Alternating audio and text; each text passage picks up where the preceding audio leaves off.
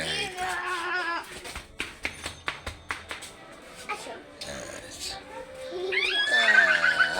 মাছে গোতা দিচ্ছে, মাছে তোমাকে গোতা দিচ্ছে, তাই না?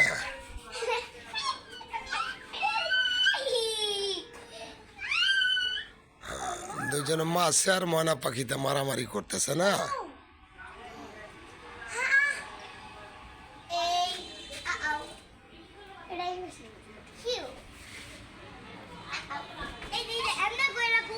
হ্যাঁ, কোলে নাও।